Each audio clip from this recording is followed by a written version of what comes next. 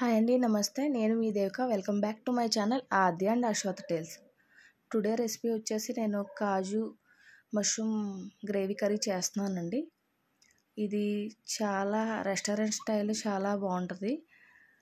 Process చూసేద్దాం. ముందుగా stove వెలిగించుకుని ప్యాన్ పెట్టుకుని 2 to 3 టేబుల్ స్పూన్ ఆయిల్ వేసుకొని ఒక 50 to 100 గ్రామ్స్ కాజు తీసుకోవాలండి. ఒక మీడియం సైజ్ బౌల్తో అవి గోల్డెన్ బ్రౌన్ వచ్చే వరకు ఫ్రై చేసుకుని పక్కన పెట్టుకోండి. గోల్డెన్ బ్రౌన్ కలర్ రావాలండి. ఫ్రై చేసుకుని పక్కన పెట్టుకున్న తర్వాత అదే ప్యాన్లో ఊల్ మసాలా వేసుకోవాలి. 2 యాలకులు, 2 లవంగాలు, దాల్చిన చెక్క పెద్దదైతే ఒకటి, చిన్నవైతే 2 వేసుకుని ఫ్రై చేసుకోవాలి. అందులో ఒక బౌల్తో ఆనియన్స్ కట్ చేసుకున్న వేసుకోవాలండి. ఆ బౌల్ చూపిస్తున్నాను కదా, అరౌండ్ అది 200 గ్రామ్స్ ఉంటాయి. అవి వేసుకొని ఫ్రై చేసుకోవాలి. అది కూడా గోల్డెన్ బ్రౌన్ కలర్ వచ్చే వరకు ఫ్రై చేసుకోండి. ఇందులో మనం కనుక సాల్ట్ యాడ్ చేసుకుంటే ఉల్లిపాయ ముక్కలు అనేవి తొందరగా మగ్గుతాయి అన్నమాట. అలా తిప్పుకున్న తర్వాత నేను కొంచెం సాల్ట్ యాడ్ చేస్తున్నాను. ఈ గ్రేవీ అన్నిట్లోనూ చాలా బాగుంటుందండి. మీరు ఒకసారి ట్రై చేయండి ఇంట్లో. రెస్టారెంట్ స్టైల్లోనే ఉంటుంది అన్నమాట. ఇందులో కొంచెం సాల్ట్ యాడ్ చేసుకోండి.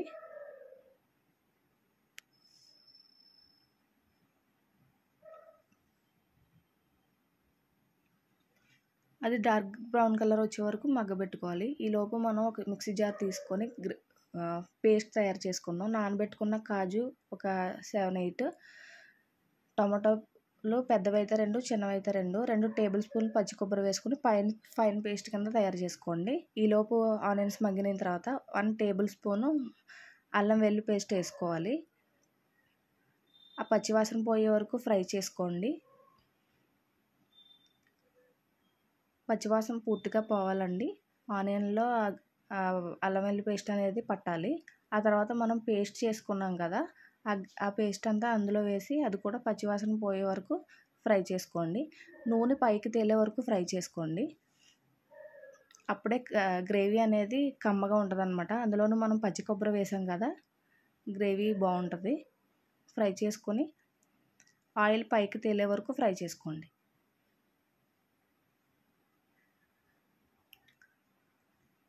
ఫ్రై చేసుకున్న తర్వాత చిటికెడు పసుపు వేసుకొని చిల్లీ పౌడర్ వచ్చి 1 టేబుల్ స్పూను, తర్వాత మళ్ళీ ఇంకొక 1/2 స్పూన్ వేసుకోండి. కావాలనుకున్న వాళ్ళు 2 టేబుల్ స్పూన్లు కూడా వేసుకోవచ్చు, అంటే అది స్పైసీనెస్ కోసం.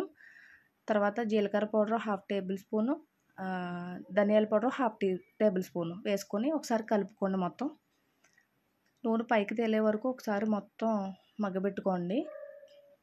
ఎప్పుడైతే మనం ఈ మసాలాలన్నీ ఆనియన్స్ పడతాయో అప్పుడే టేస్ట్గా ఉంటుంది. అప్పుడు మనం చిల్లీస్ 2 కట్ చేసుకొని అవి వేసుకోండి. అవి కూడా ఒకసారి తిప్పుకున్న తర్వాత నేను ఇక్కడ 250 గ్రామ్స్ మష్రూమ్స్ తీసుకున్నానండి. అవి వాష్ చేసుకొని కట్ చేసుకొని అవి వేస్తున్నాను. 250 గ్రామ్స్ మష్రూమ్స్. అవి దాన్ని బట్టే మీకు క్వాంటిటీ ఆనియన్స్ అవన్నీ చెప్పాను. ఒకసారి మొత్తం అన్నీ ఒకసారి తిప్పుకోండి, మసాలాలన్నీ దానికి పట్టేలాగా మష్రూమ్స్కి. ఆ తర్వాత 1.5 కప్పు వాటర్ పోస్తున్నాను. ఆ కప్పుతో ఆ వాటర్ ఏంటంటే మిక్సీ జార్లో ఇందాక పేస్ట్ ఉంది కదా, అందులో వాటర్ పోసి ఆ వాటర్ పోసాను అనమాట. మొత్తం కప్పుకొని కలుపుకోవాలండి. మొత్తం కలుపుకున్న తర్వాత సాల్ట్ ఇంకా ఎంత పడుతుందో అంత మన టేస్ట్ చూసుకొని ఆ సాల్ట్ యాడ్ చేసుకోవాలి. ఎంత రిక్వైర్డ్ అవుతుందో చూసుకొని ఆ తర్వాత కొంచెం దగ్గర పడిన తర్వాత కాజూస్ వేసేయండి. వేసిన తర్వాత మొత్తం కలుపుకొని కొంచెం దగ్గర పడనివ్వండి. దగ్గర పడిన తర్వాత అప్పుడు లాస్ట్కి వచ్చేటప్పటికి అప్పుడు మనం మసాలా పౌడర్ యాడ్ చేసుకోవాలి. గరం మసాలా పౌడరు అది 1/2 టేబుల్ స్పూన్ వేసుకొని దగ్గరికి వచ్చిన తర్వాత కొత్తిమీరతో గార్నిష్ చేసుకోవడమే. ఈ కర్రీ మనకి చపాతీ, రైస్, బగారా రైస్, బిర్యానీ, ఆలు పరాటా అన్నిటిలోనే బాగుంటుందండి. ఈ వీడియో కనుక మీకు నచ్చినట్టయితే ప్లీజ్ మన ఛానల్ని సబ్స్క్రైబ్ చేసుకోండి. మీ ఫ్రెండ్స్, రిలేటివ్స్ అందరికీ షేర్ చేయండి. ఈ కర్రీ మీరు ఇంట్లో ట్రై చేయండి, చాలా బాగుంటుందండి. ఇది చాలా హెల్దీ కూడా, పిల్లలకైనా పెద్దవాళ్ళకైనా. ఒక బౌల్లో గార్నిష్ చేసుకోవడమే. Thank you so much all.